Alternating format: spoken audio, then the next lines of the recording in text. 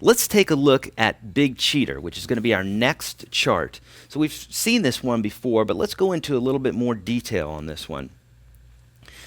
So there's a few things that I want you to notice. Again, there are some chord symbols. If you notice the 6, there's a minus by it. And of course, that naturally occurs in our diatonic chords. But whether it did or not, we want to keep an eye on things like that, chord symbols, within our chart. So if we see a 5 minus, we would play a 5 minor. In this case, this is going to follow our strict diatonic chords, so we're going to see that 6 minor there. Okay. Also notice that the 3 chord is a 7, so we'll have a dominant 7th chord. And there was another, a 2 minor we have, right? And the other chords are going to be majors. Also notice that at the end of the chorus, there's a diamond around the 3-7.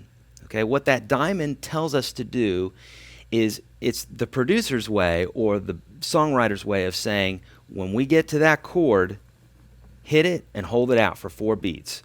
1, 2, 3, 4. So if a drummer sees that, they'll hold it out for 4 beats. The guitar player, the piano player, everybody's going to hold that out, okay? It's not to say that you can't hold out chords throughout the song, but there, if you're strumming through that, that's a big no-no. You want for that diamond to be a downbeat on the 1, hold the chord out for 4 beats, okay?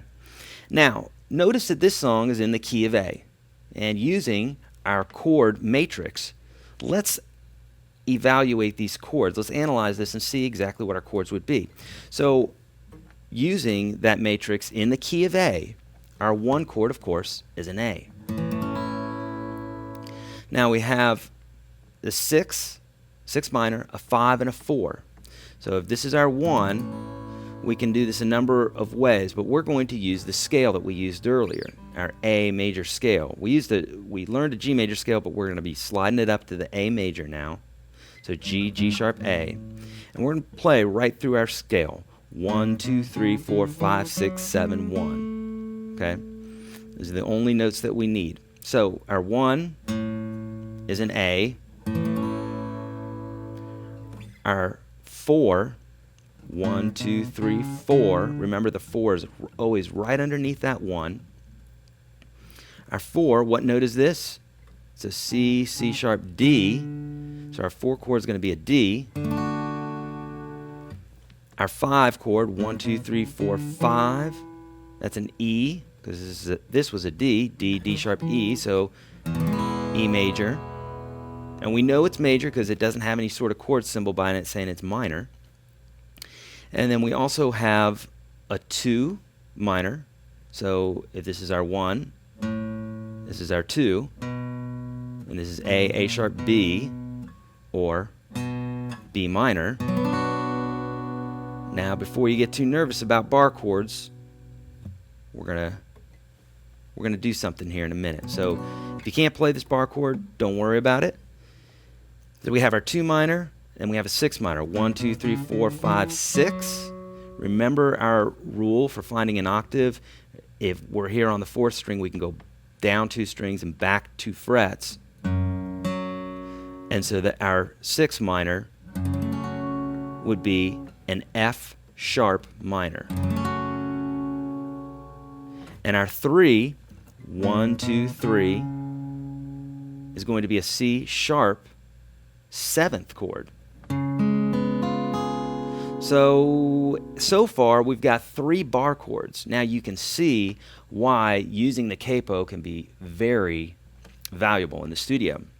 So remember, using our rule, we can put just about anything in the key of G or C, or I should say the feel of G or C. So if this song were in the key of G, that would be our 1. And if we wanted this to be in the key of A, then we would just have to take our 1 chord and move it up until it's an A. So here's G, G sharp, A. So since we moved our hand up 2 frets, we need to take our capo, or the nut, move it up 2 frets. Since we can't move the nut up 2 frets, we're going to use our trusty capo. All right, so 2nd fret. So now what feels like a G chord actually going to be an A chord. So it feels like a G chord to us, but the rest of the band's going to be playing an A. Okay? Now, this makes for everything else to be very easy. All these other chords are going to be very easy. We won't have to play any bar chords. So, our 1 chord is going to be the G. Our 6th chord, remember, we could work up 1, 2, 3, 4, 5, 6, or we could work down. So for 7s and 6 chords, usually I'll work down. So 1, 7, 6. So the 6th chord is going to be E minor. Our 5 chord, 1, 2, 3, 4, 5, is going to be a D.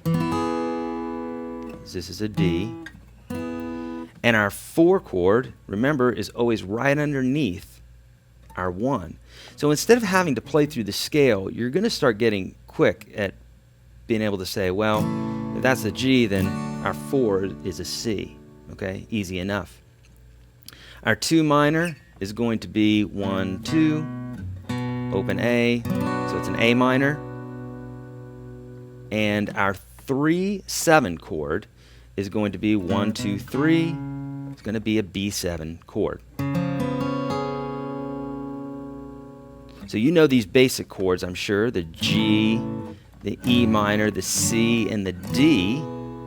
And we had an A minor in there as well. The B7 is going to look a little bit like a G chord. If you were to take a G chord, pop it back 1 fret, take fingers 1 and 2, drop them down 1 string, and take your 3rd finger, pop it up 1 string. That's what a B7 chord looks like. And this low E should be muted. You could either take your 2nd finger and barely bump into it, or you could take your thumb and bring it over the top of the neck. If you've been playing for a little bit, then that won't be a problem for you. If you're new to playing, then that will be a little bit of an issue. So then take your 2nd finger and mute that low E string. Okay? So these are the chords that we're going to be working with for our performance of Big Cheater. So let's check it out.